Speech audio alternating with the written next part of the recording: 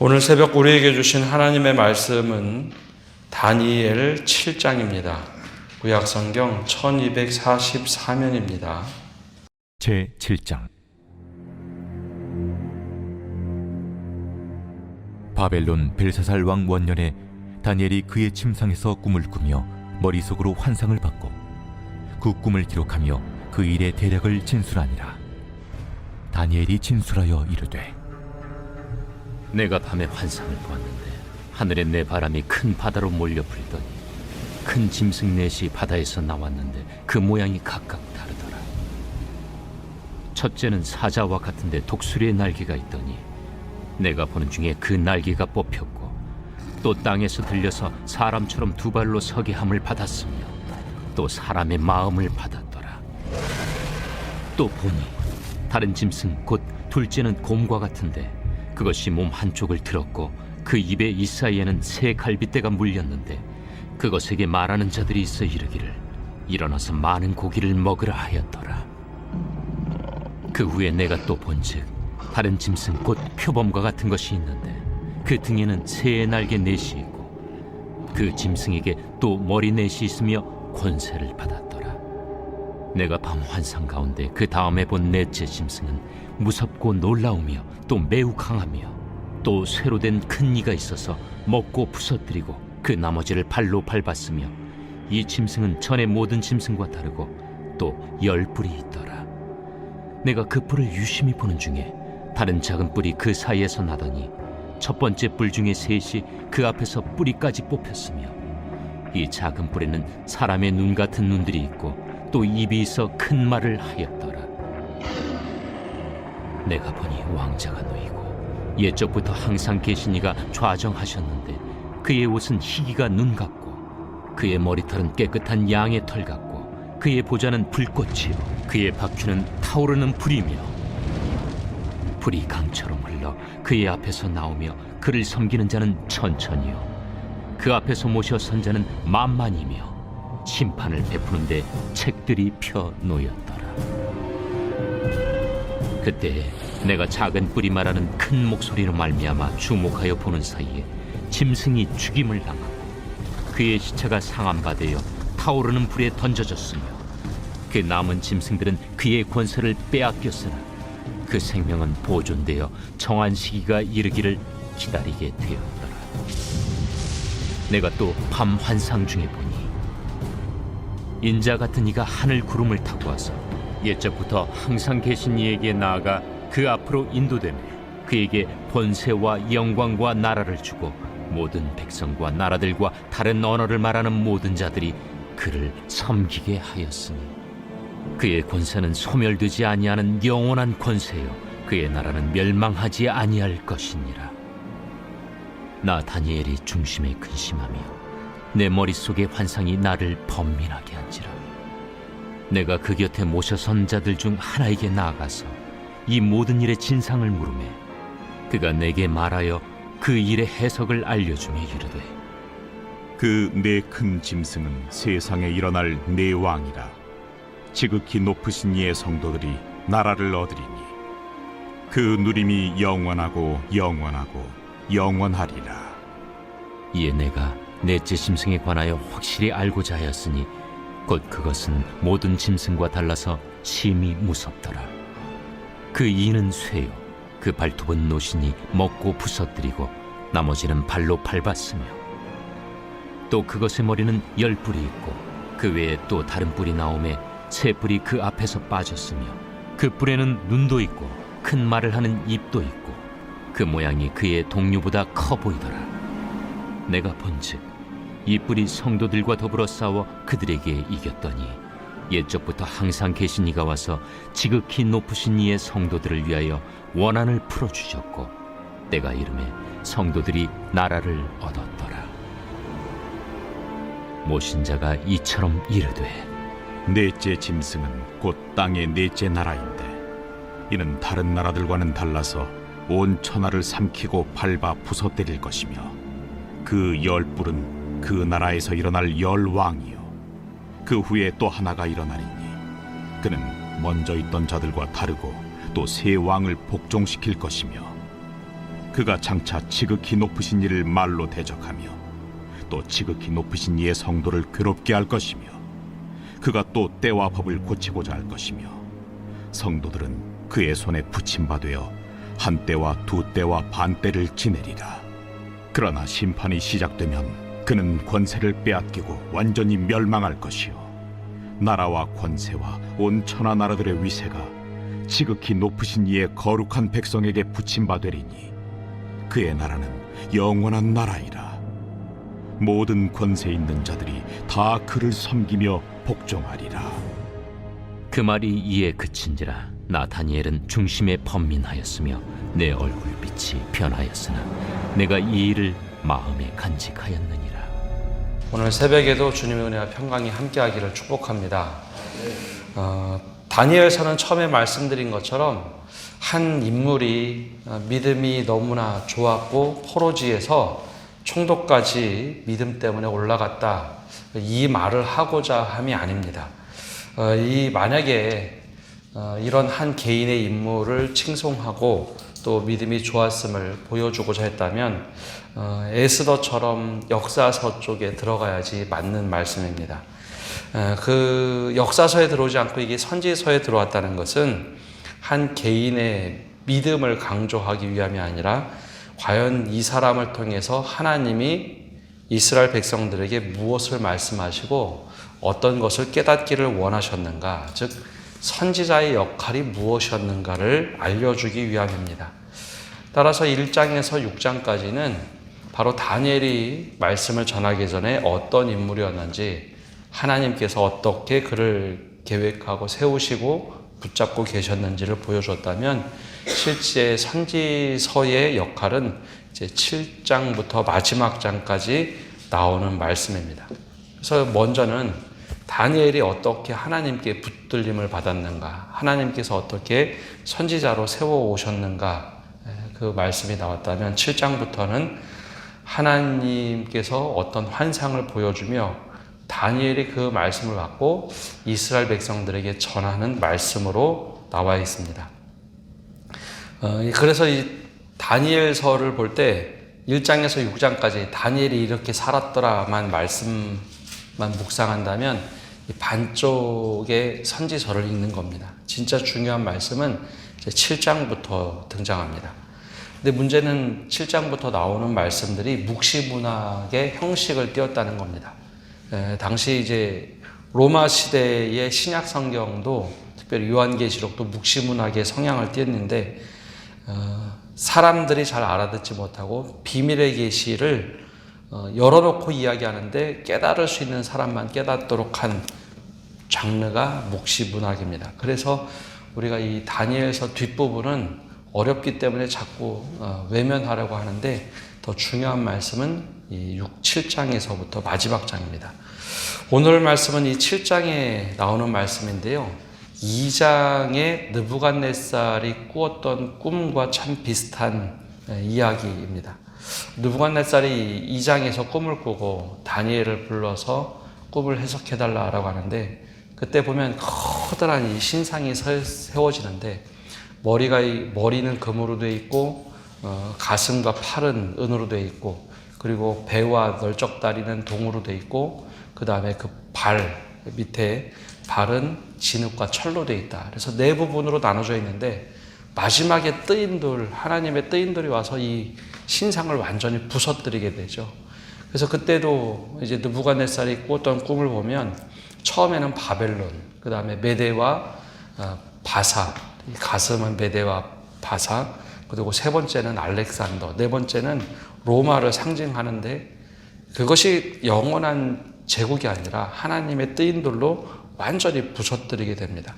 근데 오늘 말씀이 7장에 나오는 환상은 바로 바벨론 왕 벨사살 왕이 원년에 있을 때 다니엘이 꾸었던 환상입니다. 그래서 앞에 6장의 역사보다는 조금 앞에 나오는 역사를 보여주고 있는 말씀이죠.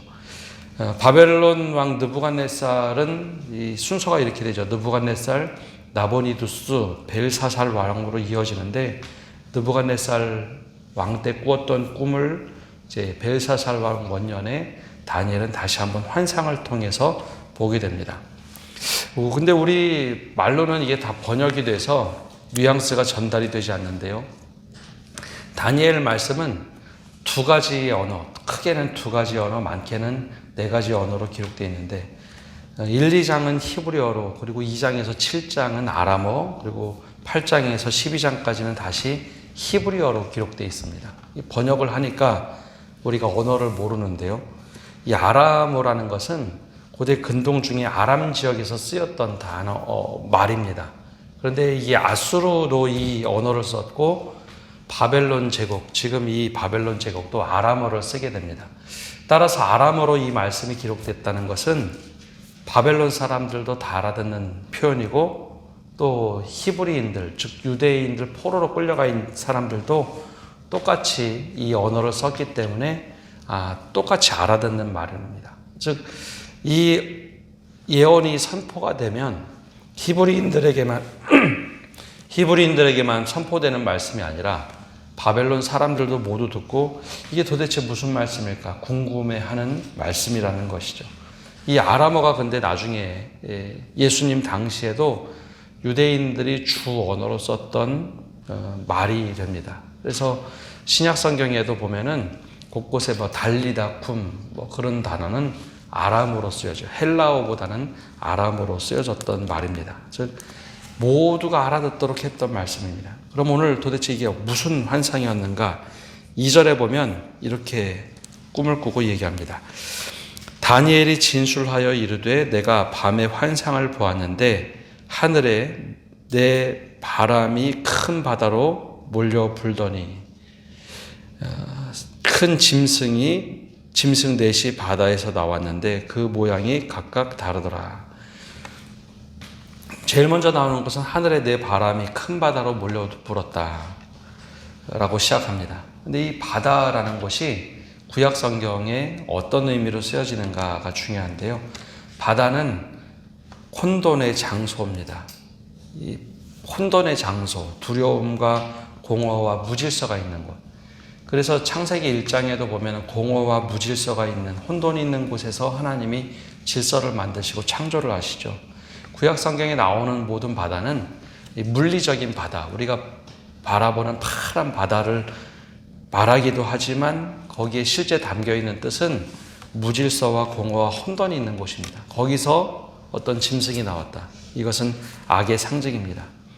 따라서 요한계시록이 이 다니엘서를 많이 차용을 해서 묵시문학으로 기록되는데 요한계시록 21장에 보면 하나님께서 모든 것을 새 창조하시는데 새 하늘과 새 땅은 나오는데 바다는 다시 있지 않더라라고 말합니다. 그러면 물리적인 바다가 사라진 것이 아니라 더 이상 악이 존재하지 않는 하나님의 완전한 통치가 이루어진다. 그게 요한계시록 21장에 나오는 말씀입니다. 아무튼 이 바다라는 곳, 악이 횡행하는 곳에서 내 짐승이 나오는데 내 짐승은 4절에서 7절까지 첫 번째는 사자가 등장을 하죠. 사자라고 특정한 것은 아니고 사자 같은데 독수리의 날개가 있는 존재입니다. 그리고 이 존재는 사람의 마음을 받은 존재로 나옵니다. 두 번째 5절에는 곰이 등장하는데 곰과 같은 존재가 막 일어나서 바다에서 나오는데 그 입의 이 사이에는 새 갈빗대를 물었다라고 얘기하죠. 그러면서 많은 고기를 먹는 존재. 세 번째 짐승은 6절에 나오는데요. 또 다른 짐승, 곧 표범과 같은 것이 있는데 그 등에는 새의 날개 넷이 있고 그 짐승에게 또 머리 넷이 있는 권세를 받은 존재. 그 다음에 네 번째 짐승은 7절에 나오는데요.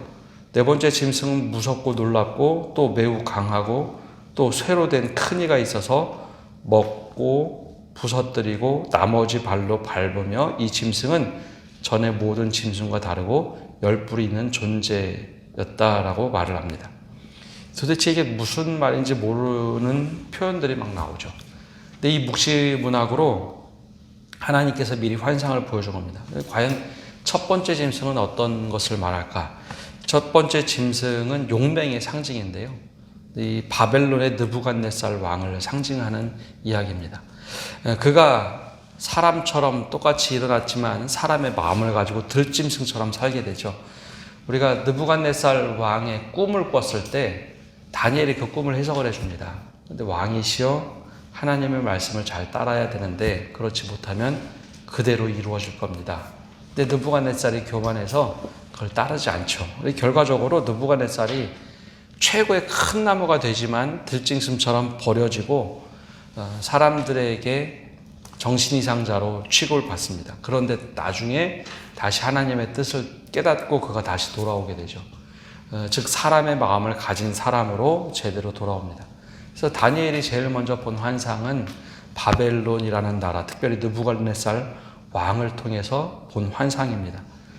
두 번째 보인 환상은 이제 곰이라는 존재인데 이빨에 큰 새 갈빗대가 물려 있다고 했죠.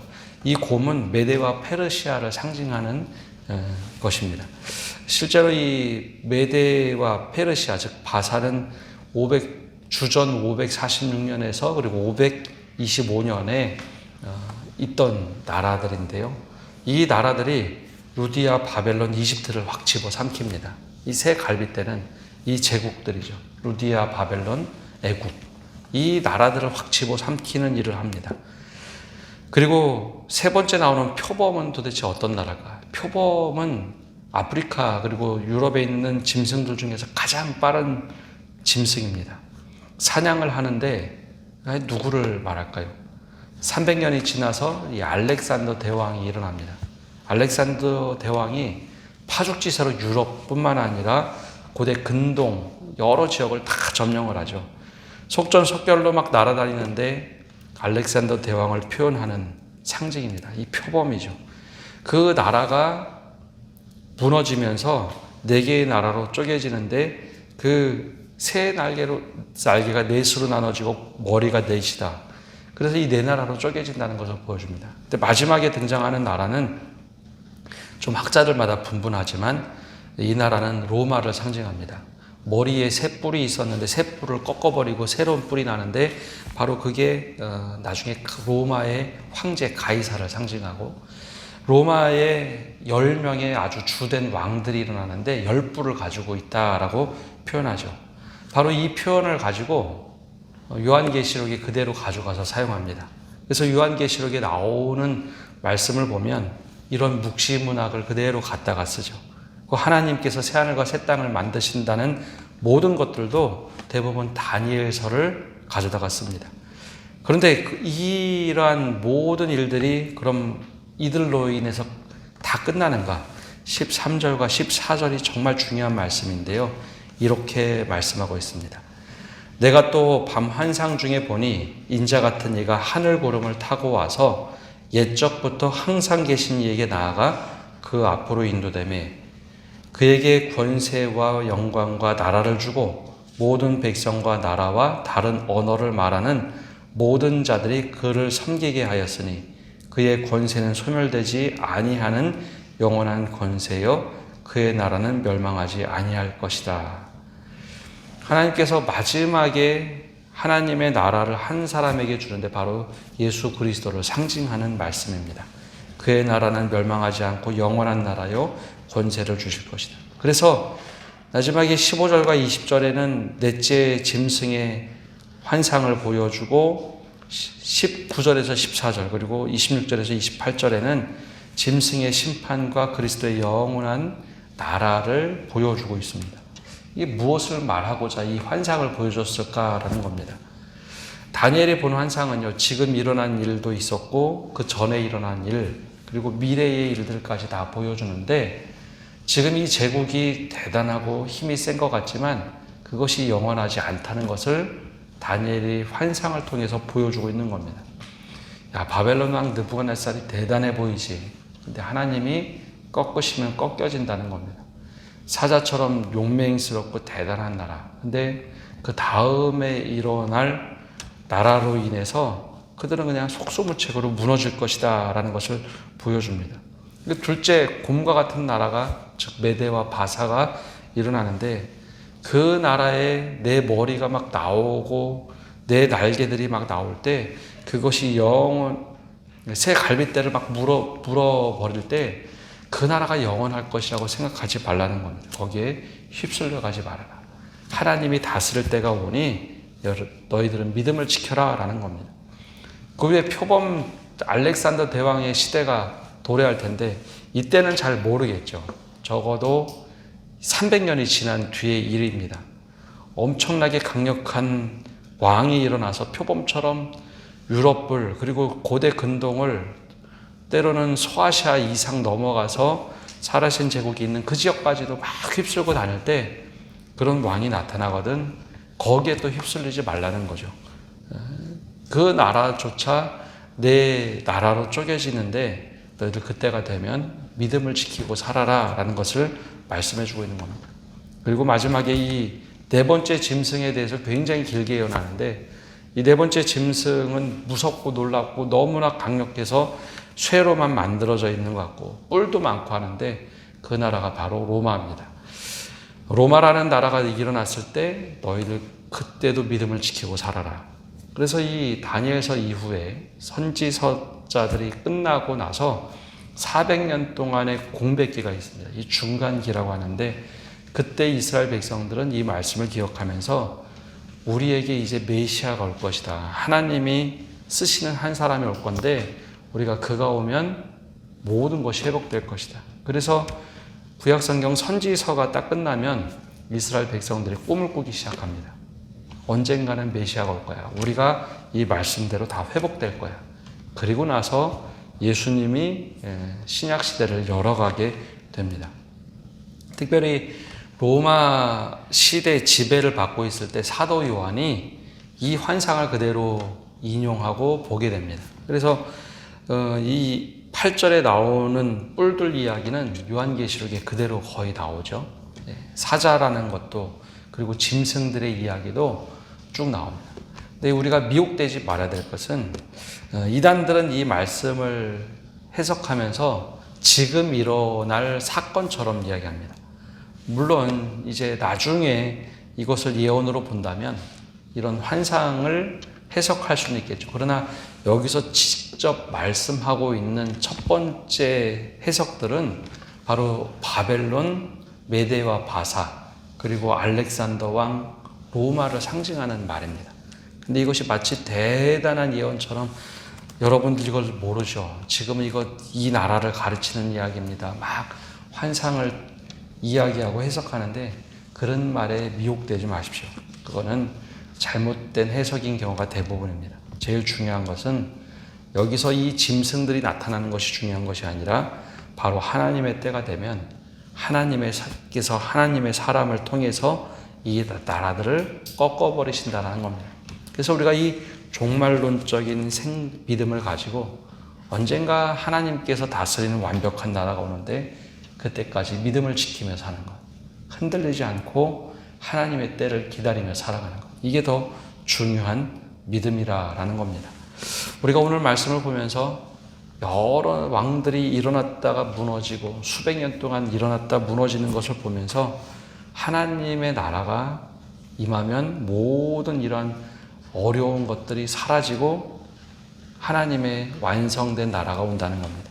우리가 그때까지 믿음을 지키며 살아가는 것, 그리고 주님께서 어떻게 우리를 인도하실 것인가, 그 믿음을 갖고 종말론적인 믿음을 갖고 살아가는 것이 더 중요하다는 것을 기억하면서 흔들리지 않는 믿음, 그리고 우리가 휩쓸리지 않는 믿음을 갖고 살아가는 성도 여러분 되시기를 바랍니다. 기도하겠습니다. 하나님, 오늘도 저희가 다니엘 말씀을 통하여 과거에 일어났던 역사를 돌아보고 또 우리에게 마지막 종말의 때를 알려주시는 하나님의 뜻을 다시 한번 돌아봅니다. 다니엘 시대의 이 예언이 예언되었을 때 적어도 수백 년 뒤에 예언들이 선포될 때 지금 이 순간 아무리 어려워도 이 때가 영원히 지속되는 것이 아니라 하나님의 때가 도래하니 믿음을 지켜라 라는 이 말씀 우리가 굳건하게 붙잡고 살게 하여 주옵소서. 때론 우리가 다 이해하지 못하는 일들, 주변의 열강들이 자신들이 마치 영원할 것처럼 행동하는 모든 모습을 보면서도 우리가 거기에 휩쓸리는 것이 아니라 하나님의 때를 구하며 주님의 나라를 꿈꾸며 믿음을 지키며 살아가는 저희 되게 하여 주시옵소서. 주님, 이번 주에 우리가 함존직 선거 세 번째 마지막 선거를 합니다. 주님께서 우리와 함께하여 주시고 주님의 선한 일꾼들이 바르게 세워지고 그 일꾼들이 주님의 몸된 교회를 위하여 최선을 다하며 살아가는 일꾼들이 되도록 은혜를 내려 주시옵소서. 모든 것을 주님께 맡겨드리며 예수님의 이름으로 기도합니다. 아멘.